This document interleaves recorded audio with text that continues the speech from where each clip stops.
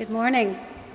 I invite you into a time of worship. If you would silence your cell phones and prepare as we listen to our music for centering, which is a prelude by George Walker.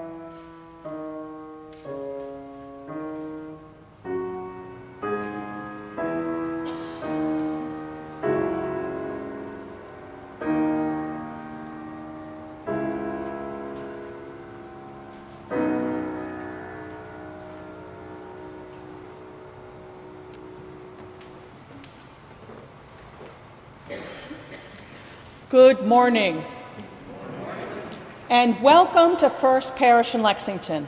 My name is Elizabeth Yass. I am one of the worship associates here. Welcome to those of you who are joining us for the first time this morning, and welcome to those of you who have worshiped with us many times. And whether you're here online or whether you're here in our pews, we are so glad you're here. And we hope that you'll find something in this shared experience this morning and make you glad to return. And glad to explore the variety of other programming we have both online and in person. We hope to engage your mind, your body, and your heart. I do have a few announcements this morning. First, I'd like to remind you to send your joys and sorrows in a text to the phone number you find in your order of service or in the chat online so that we have a little bit of time to get them through the cyberspace journey to Reverend Ann's cell phone. Second, after church today is an important conversation and meeting. It is led by our governance task force, and it is about the bylaw revisions that are happening. There's now several of these. The one that is happening this afternoon is focused on committee charters, and the task force, Eric Svensson, Laura Rosen, Debbie Armstrong, Bob Gibbons, and Joanne Mulready-Schick, would love to have each and every one of you here in the pews and online join them, and you can just stay on Zoom after the service to do so. And lastly, I'd like to mention that next week, the MLK weekend, there is a conversation on race that is actually being facilitated among many facilitations in Lexington. Some of the facilitators come from First Parish, which include our own Reverend Ann and Sabine Clark. And we would love to have a very generous registration from First Parish at those conversations. So if you look at your weekly update, there is a link there to register, so please do so. I believe that is the end of our announcements. Thank you.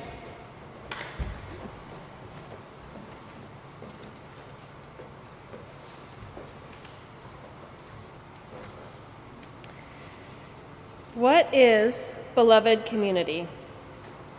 Beloved community happens when people of diverse racial, ethnic, educational, class, gender, abilities, sexual orientation backgrounds, and identities come together in an interdependent relationship of love, mutual respect, and care that seeks to realize justice within the community and in the broader world.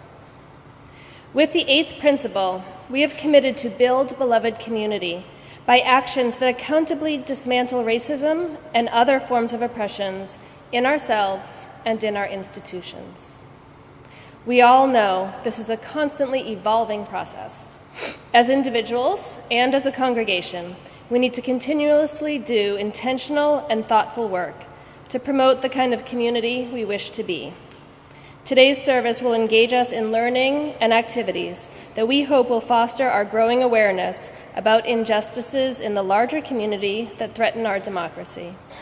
We thank W. Kamau Bell and Kate Schatz, whose book, Do the Work, serves as inspiration for today's service. Our introit today is There is a Bomb by William Dawson.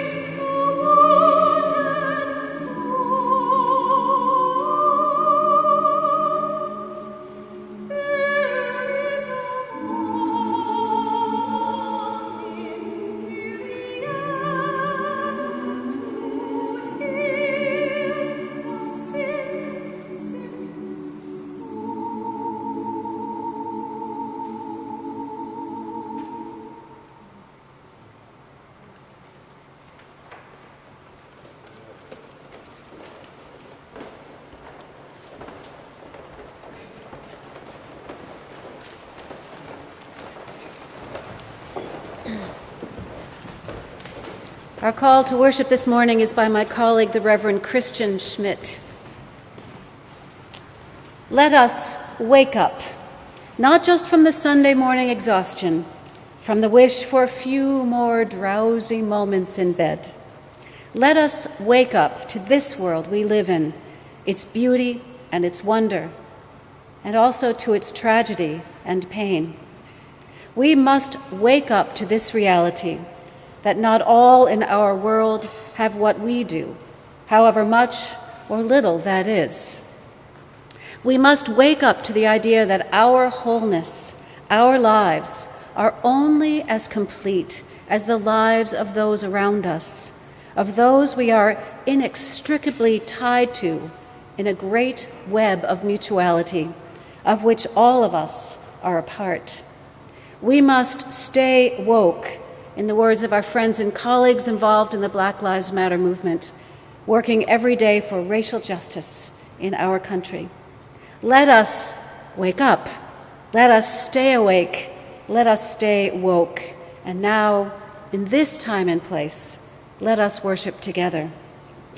Our opening music this morning is Love Will Guide Us. Please rise as you are willing and able and join in singing.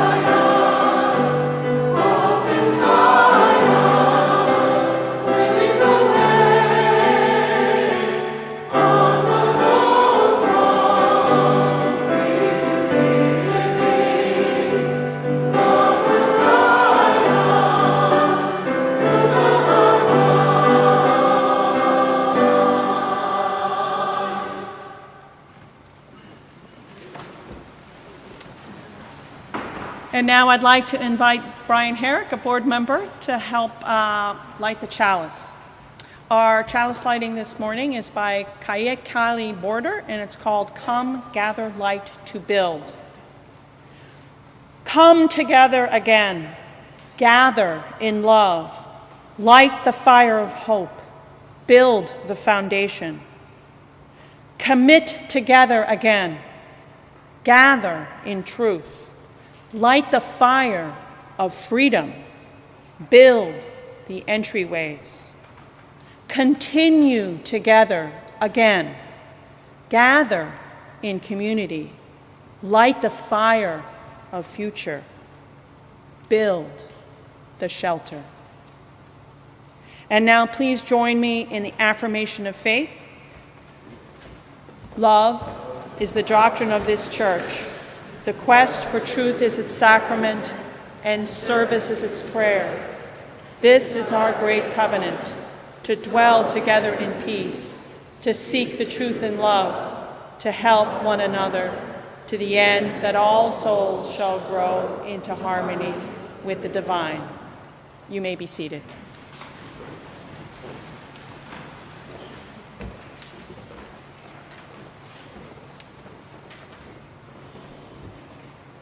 Good morning.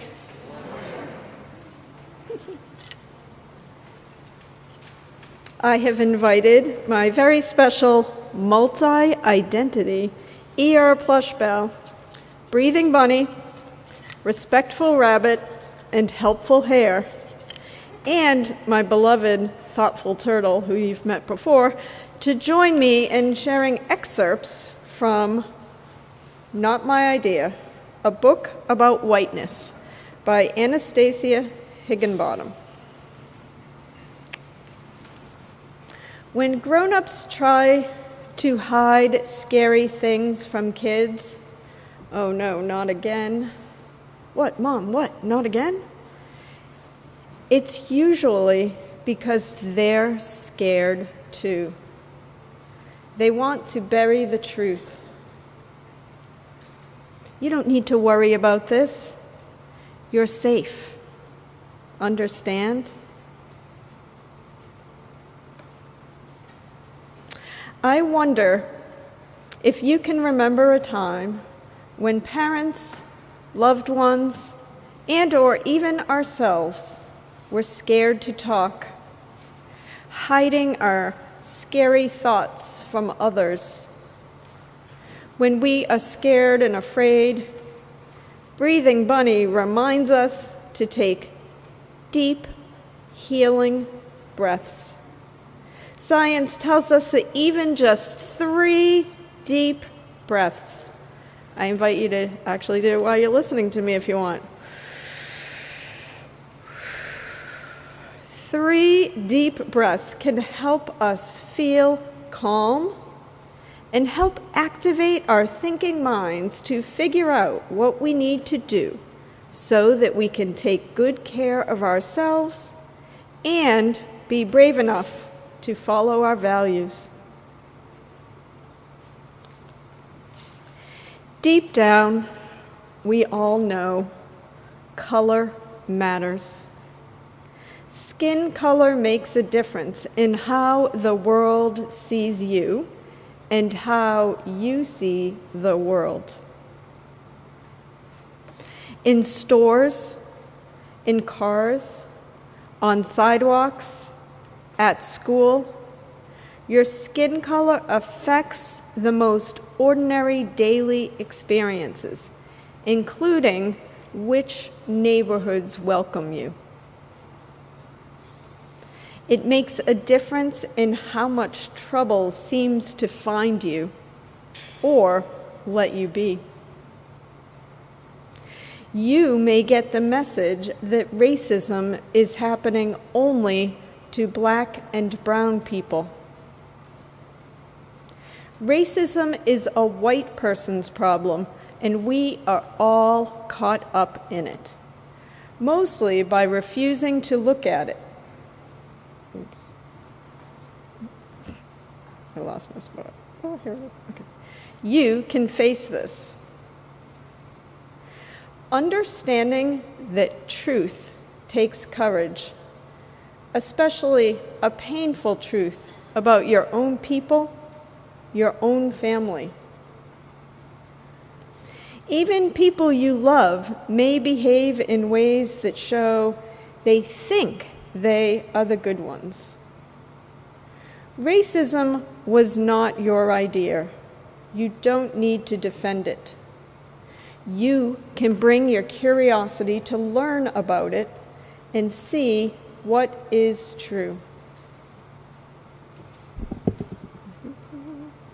When I was young, I didn't realize that skin color affects our most ordinary daily experiences, and I am still learning more about this.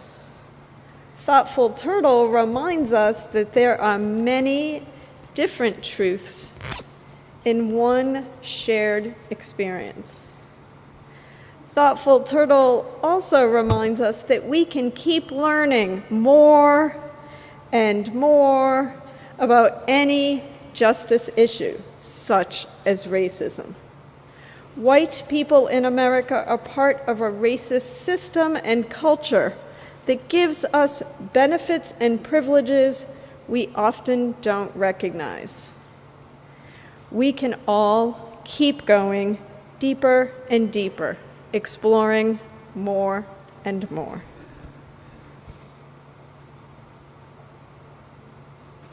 Our shared history. In the United States of America, white people have committed outrageous crimes against Black people for 400 years. All along, every step of the way, people who love justice and love each other have been fighting back. Many white people did things they never should have done. Denied opportunity, denied housing, denied voting rights. Many other white people failed to see the problem with this. These choices put wealth and power into white hands, homes, and neighborhoods. Racism is still happening. It keeps changing and keeps being the same. And yet, just being here, alive in this moment, you have a chance to care about this, to connect. But connecting means opening. And opening sometimes feels like breaking. Go with your instincts on this one. Racial justice is possible, but only if we're honest with each other and ourselves. Your history is not all written yet. What do you want it to say?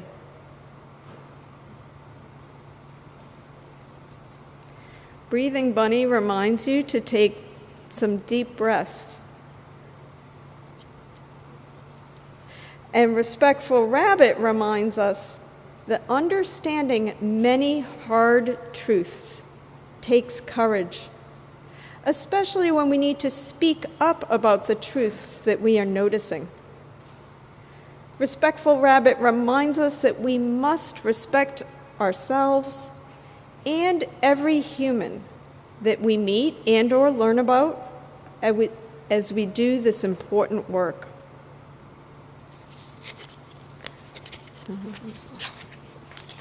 Helpful Hair reminds us that even though this racist system is big and overwhelming, we can help just by using our Unitarian Universalist thinking minds to keep asking questions and learning more and more, our loving hearts to speak up about justice, and our helping hands to help in any way that we can. Peace and love, my friends, as we do this vital work. As the children and youth are invited to join us downstairs for more justice exploring, please enjoy this little light of mine, arranged by Jacqueline Hairston and sung by Yenona Tabala, a soprano soloist.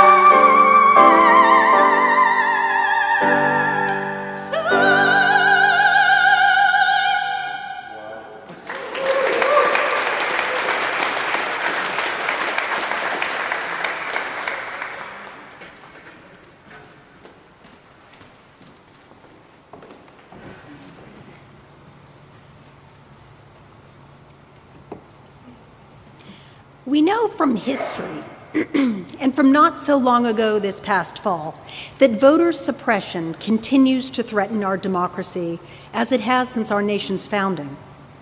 While we celebrate the 15th Amendment for granting Black men, including many who had been previously enslaved, the right to vote, and the 19th Amendment for finally granting women, both Black and white, the right to vote, it wasn't until the passage of the 1965 Voting Rights Act that millions of Black Americans truly gained this right, when the act outlawed literacy tests, poll taxes, and other methods long used to deny access to the polls. Unfortunately, since a key part of this act was gutted in 2013, many states have slowly chipped away at this essential right.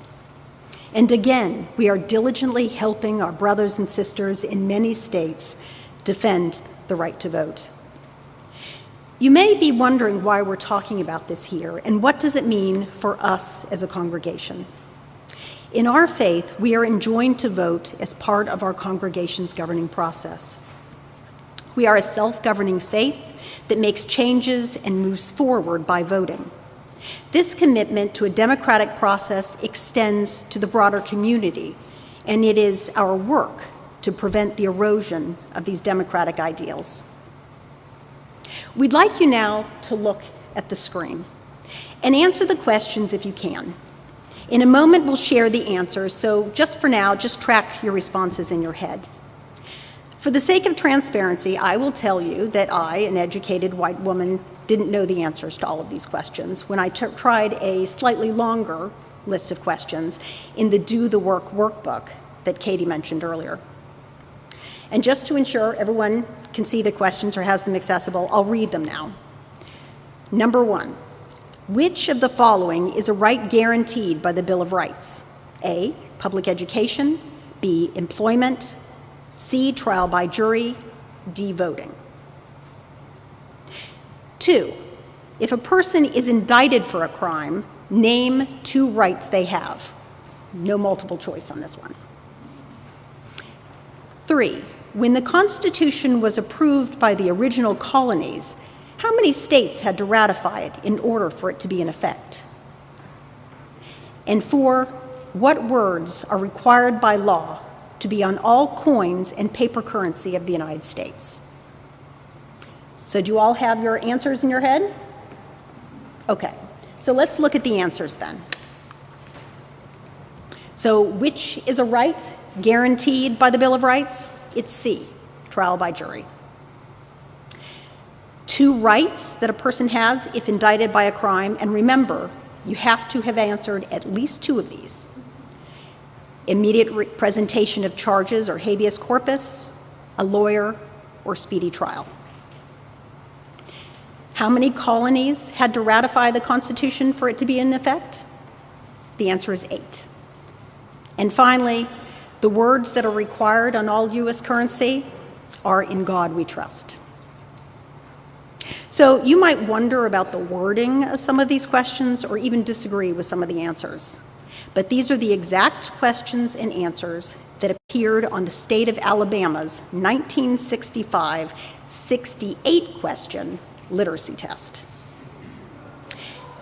This test was one of many examples collected by civil rights workers in the 1960s as part of their efforts to register Black voters. Anyone registering to vote in the state of Alabama could be given this test at the discretion of the county clerk, who also decided how many of these questions you had to answer, how long you had to respond, and whether or not the responses you gave were correct. If you missed more than 7 of the 68, your application and thus your right to vote were denied. So thinking back to your responses to the displayed questions, do you think that you would have passed this test if given all 68 questions? I see some heads nodding no. Well, the truth is that for many of us in this sanctuary, those of us who are white, we probably never would have been given this test. Or if we were given the test, we would have been given 1 or 2 easy questions. because it was not designed for us. So today, voting literacy tests such as this one are illegal. But in many places in our country, those who wish to suppress the right of citizens to vote have found other ways. We have all witnessed or read about efforts to reduce the number of polling places, move them to locations that are difficult to get to by public transportation, deny voters access to food and water as they stand in long voting lines, limit polling hours, and also to make it difficult for those without driver's licenses to obtain alternate forms of identification. And overwhelmingly, these restrictive tactics are not found in suburban, mostly white voting districts, but in those that are home to poor and mostly black and brown voters. Through these efforts, the rights of many voters have been denied, and it is our work to answer the call when the rights of others are threatened.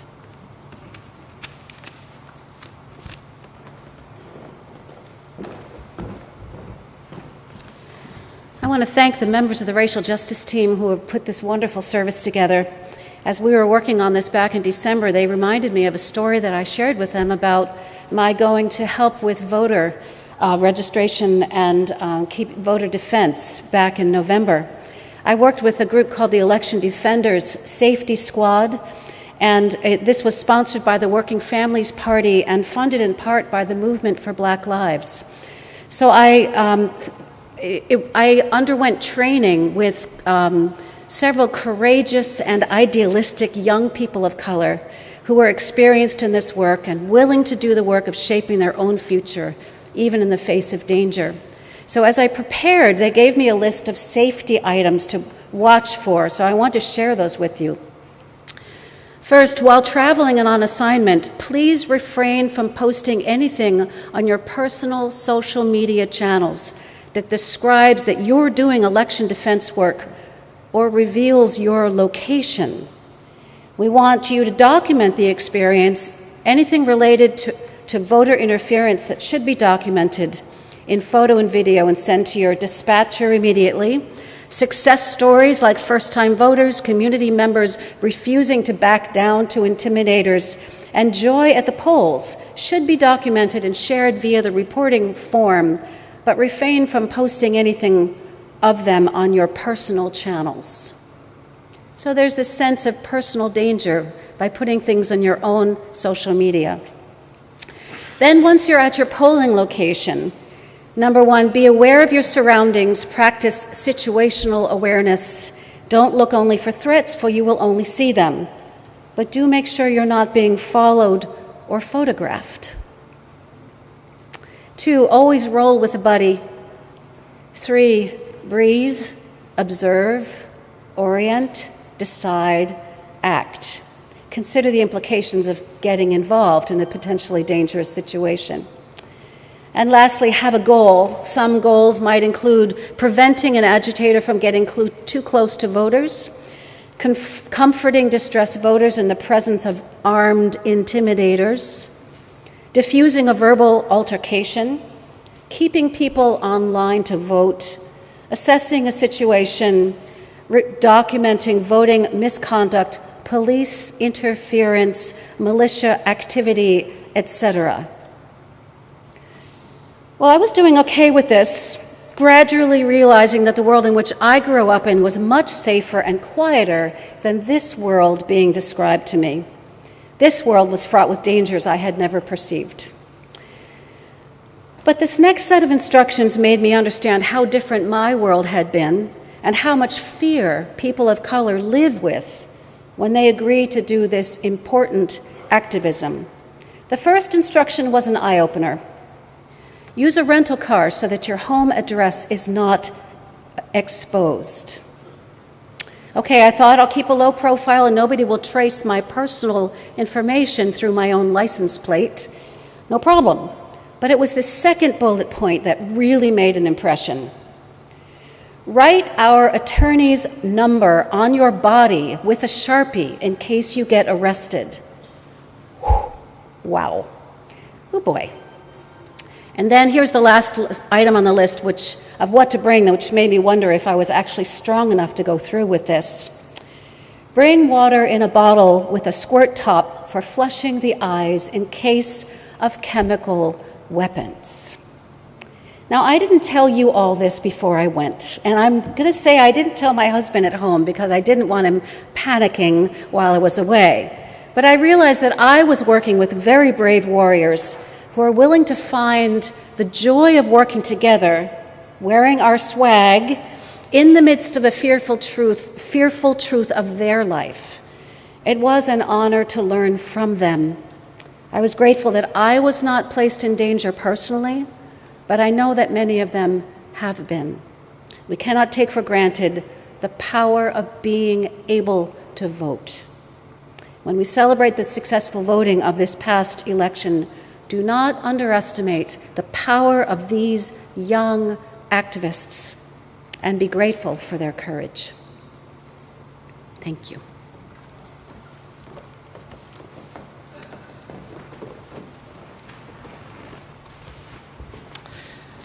Well, now is the time that we consider our commitments. Each one of you, by your commitment of time, energy, and resources, helps to make the grand vision of Unitarian Universalism real, a world filled with peace and justice, love and joy. We will now receive an offering to support the work of First Parish. You may point your camera at the QR code in the order of service or online, and if you're here in the sanctuary, our ushers will come around. Our offertory this morning is "We Shall Walk Through the Valley in Peace" by Moses Hogan.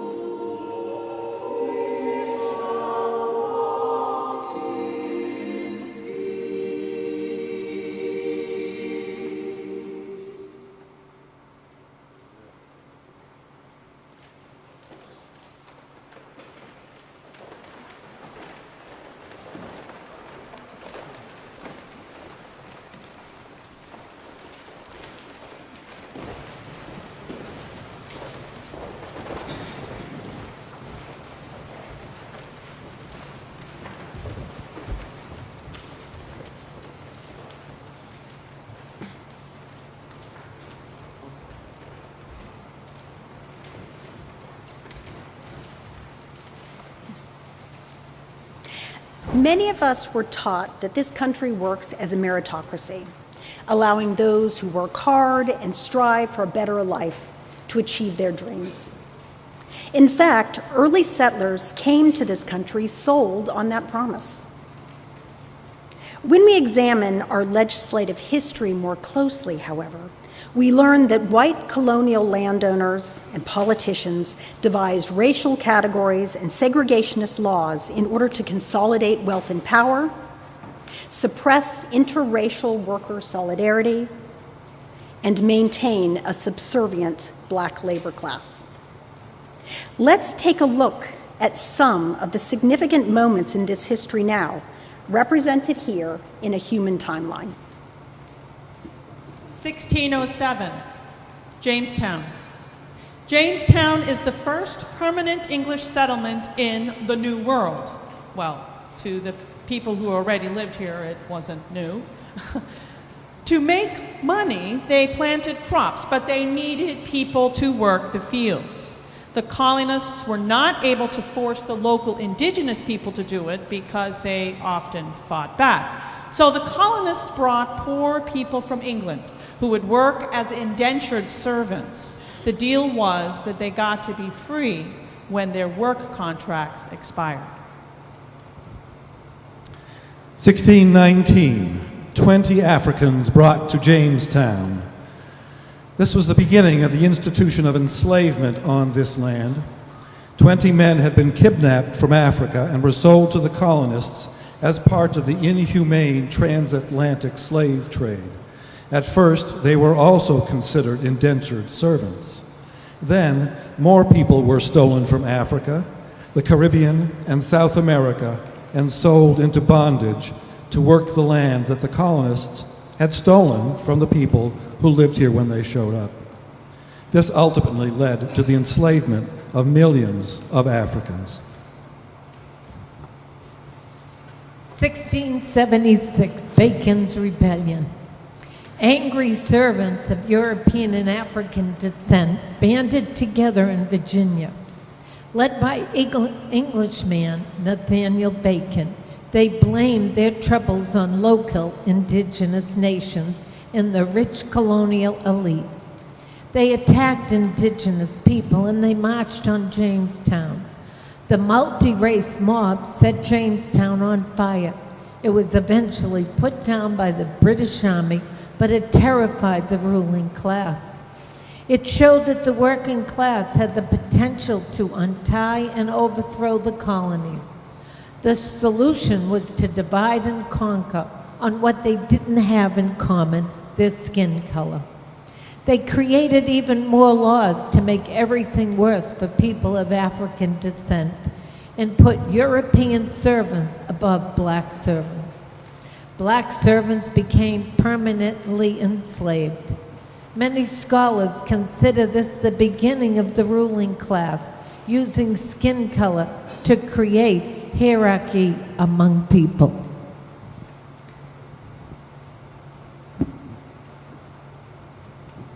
The 1787 Constitutional Convention. In 1787, black people were considered 3/5 human for representation. This clause in the Constitution allowed the South to count slaves for representation in Congress, even though they did not have the right to vote. It allowed the South to gain more power and influence than they would have had otherwise, while enslaving and exploiting the African American population. The 1850 Fugitive Slave Act. This act was part of a series of acts passed in 1850 in response to early calls for Southern secession. Although an earlier Fugitive Slave Act had been passed in 1793, this 1850 act was different. It forcibly compelled citizens to assist in the capture of runaways, denied enslaved people the right to a jury trial, and imposed much stricter penalties for noncompliance. The 1857 Dred Scott decision. This Supreme Court decision, written by Chief Justice Taney, declared that a black man has no rights that a white man is bound to honor. 1863, the Homestead Act. This act distributes 50 million acres of native land at low cost to working-class white people. Working-class white people have an economic advantage over black Americans. Today, whites have a 10-to-1 economic advantage.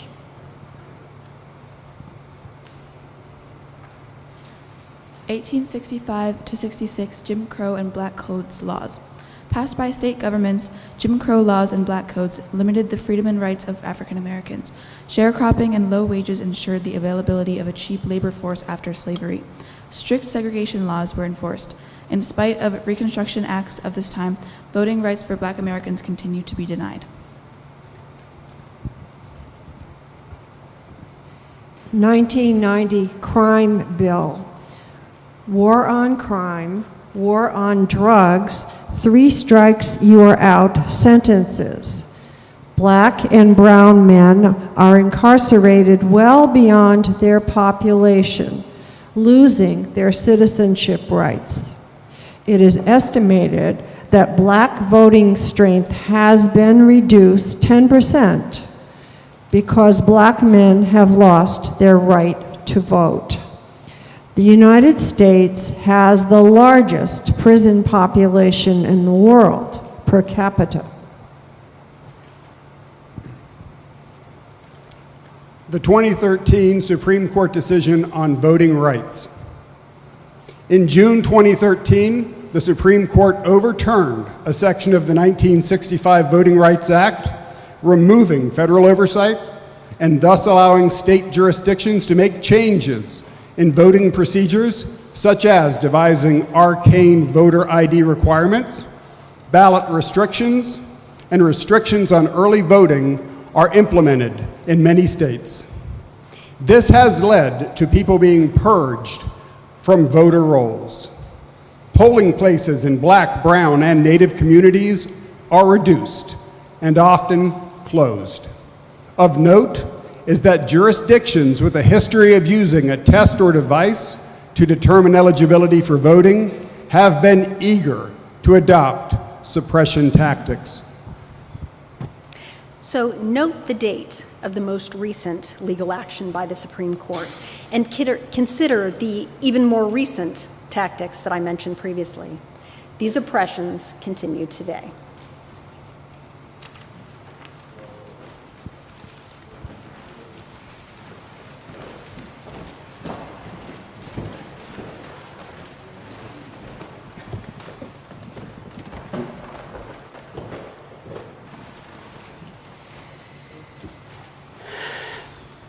Thank you, team. That was a powerful, powerful statement of our own history. I'd like to share a prayer written by 2 of my colleagues, Marjorie Bowens-Wheatley and Clyde Grubbs, who is a Unitarian Universalist minister and an Indigenous native of this country. This prayer is called History's Road. Will you join with me in a moment of prayer and meditation? The road of history is long, full of both hope and disappointment. In times past, there have been wars and rumors of wars, violence and exploitation, hunger and homelessness, and destruction of this earth, your creation. We have become a global village with a growing realization of how fragile this earth is and how interconnected we are to each other and to all creation. We cannot continue to live in the old way. We must make a change, see a new way toward peace with justice and a healthy planet. O great creative spirit, you have given a vision of the good, and we yearn for a new way. But where are we to find the courage to begin this work? We know that a different tomorrow is possible, but how can we build it?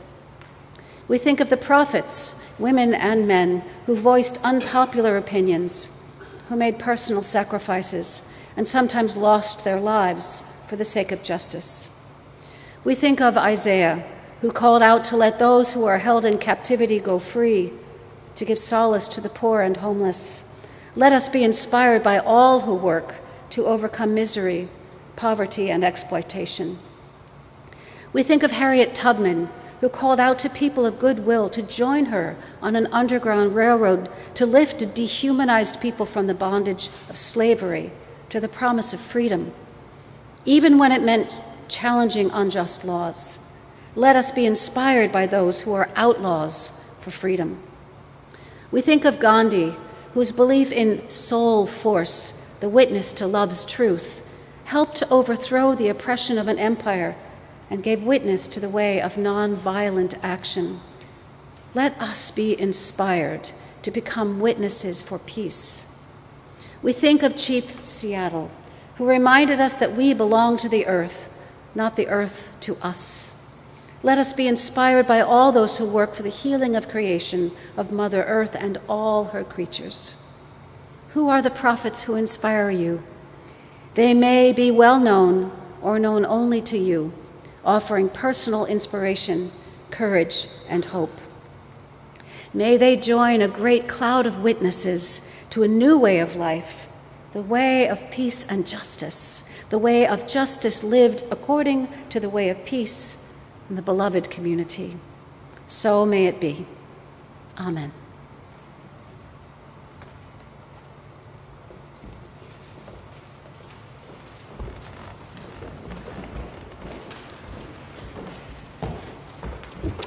Why is it important to us as Unitarian Universalists to do the work? Try to recall where you were in 1996, 27 years ago. I was living in Los Angeles, pursuing an acting career. I was Mr. Mom to two cute little kids, long time ago. But at that time, our UU General Assembly, the annual gathering of UUs from across the country, developed at their meeting a business resolution which passed, requesting all congregations, districts, organizations, and professional and lay leaders to participate in a reflection action process throughout the 1996-97 church year using the Congregational Reflection and Action Process Guide and the Anti-Racism Assessment to do so. It's likely that the majority of congregations may not have done so. So, it's important to realize that our denomination's idea of intentionally becoming more anti-racist has been with us for over 25 years. So we will now share with you this important resolution from 1996, which set us on our anti-racist journey, titled Toward an Anti-Racist Unitarian Universalist Association.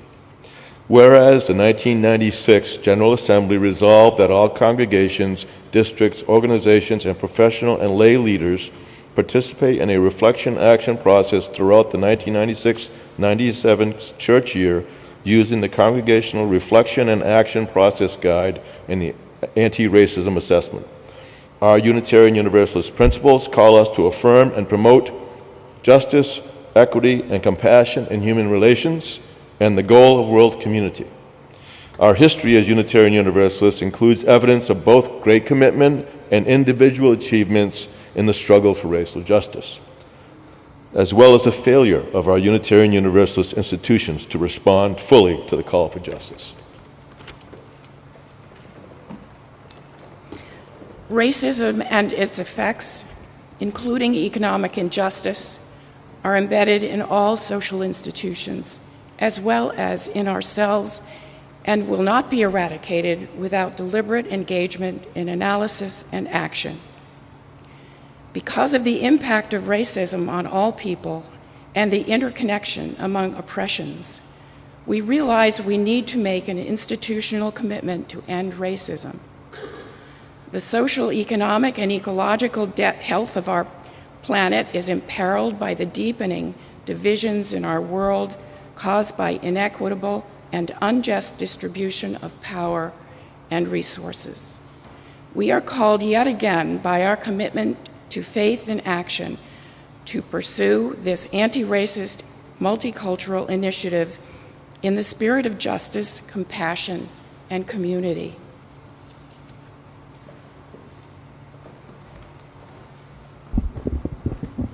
Therefore, be it resolved that the 1997 General Assembly urges Unitarian Universalists to examine carefully their own conscious and unconscious racism as participants in a racist society and the effect that racism has on all our lives, regardless of color.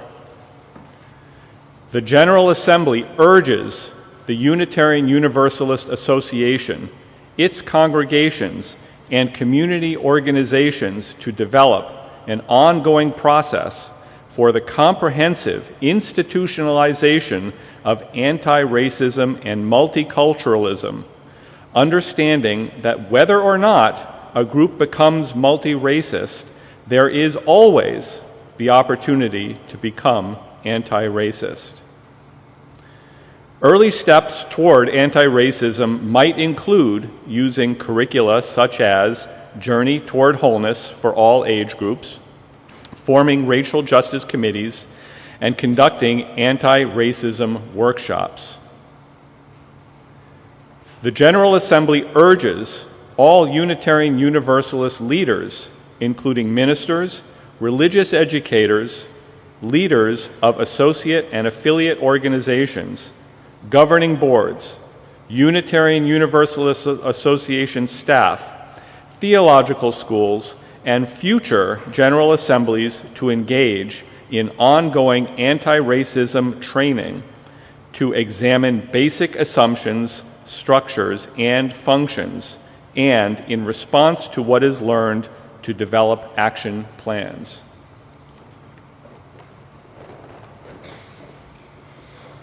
Unitarian Universalists are encouraged to enter into relationships of sustained engagement with all peoples of color, with the goal of opening up authentic dialogue that may include but is not limited to race and racism. Such dialogue also include how to appropriately honor and affirm the cultural traditions of all people of color. The General Assembly requests that the UUA Board of Trustees establish a committee to monitor and assess our transformation as an anti-racist multicultural institution, and that the Board of Trustees shall report annually to the General Assembly specifically on the programs and resources dedicated to assisting our congregations in carrying out the objectives of this resolution. And be it finally resolved that in order to transform the racist institutions of our world, the General Assembly urges the Unitarian Universalist Association and all its parts to establish relationships with other international and interfaith organizations that are working to dismantle racism. The seeds were planted in 1996 and in the following years.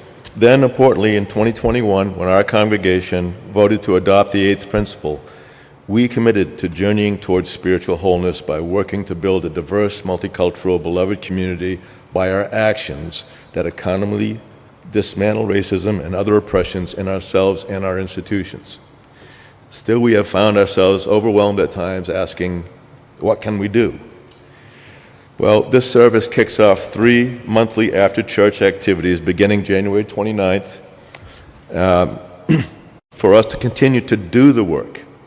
Hold up the book. Where's the book? Do the work. That's the book. Do the work. It's an incredible activity book. So we hope that you join us. The sessions intend to help us find our own actionable path, individually and institutionally. These sessions will be offered on the dates shown here on the screen, January 29, February 26, March 26, and doing this work together. Please join us. Now, would you please stand, if you are able, for our closing music on the Teal hymnal, number 1017, Building a New Way.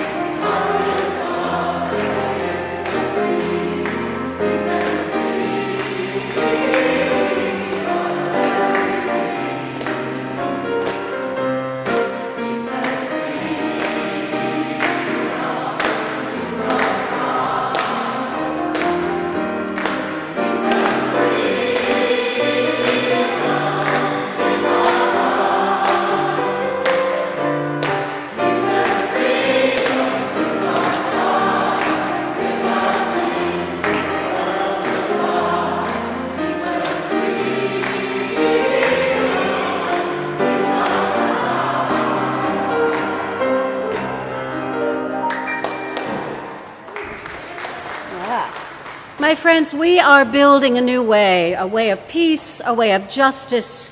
We are working to be free, free from racism, free from oppression. What is it that gives us the courage to do that? What gives us hope? Our hope comes from knowing that we are in this together, my friends. Together we can build, we can work, we can find a way to overturn the legacy which binds us all. Together we can find a way to be free. So go forth from this place, ready to do the work. Our postlude this morning is Troubled Water by Margaret Bonds. Please be seated.